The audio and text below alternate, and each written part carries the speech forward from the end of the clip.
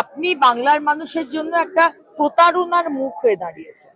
মুখ্যমন্ত্রী মমতা বন্দ্যোপাধ্যায় এবং তৃণমূল পার্টি আমাদের রাজ্যটাকে একটা শ্মশানে পরিণত করেছে, আর সেই শ্মশানে উদ্দাম নৃত্য করছে তৃণমূলের বিধায়ক, সাংসদ আর ক্যাডাররা।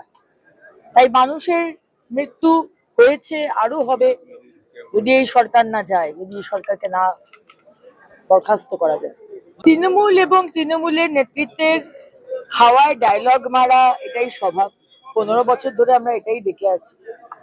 মমতা ব্যানার্জিকে বলবো, আপনি যে জেলায় যাবেন সে জেলা আরো বেশি করে মার্জিনে হারবে, কারণ আপনি একটা অত্যাচারীর মুখ হয়ে দাঁড়িয়েছেন। আপনি বাংলার মানুষের জন্য একটা প্রতারণার মুখ হয়ে দাঁড়িয়েছেন। আপনার বিধায়ক, সাংসদরা তো আছেই, কিন্তু আপনি যেভাবে মিথ্যে কথা বলে 15টা বছর ধরে বাংলার মানুষকে ঠকিয়েছেন, আপনি যেখানেই যাবেন সেখানে আরো বেশি মার্জিনে তৃণমূল হারবে, এটা আজকে বলে রাখলাম। রণকৌশল তো আর আপনাদের আমি বলবো না, কিন্তু রণকৌশল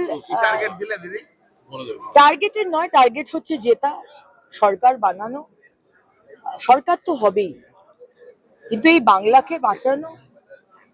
এই যে প্রৌঢ়ের মৃত্যু হলো আরজি করে, দুদিন আগে একটা ইয়াং ছেলে লিফটে মারা গেল, তার আগে আমাদের অভয়া, তারপরে এই আজকে যেখানে দাঁড়িয়ে আছি তার স্টোনস তো ডিস্টেন্স একটা ছোট্ট মেয়েকে ধর্ষণ করা হলো, মেডিকেল স্টুডেন্ট।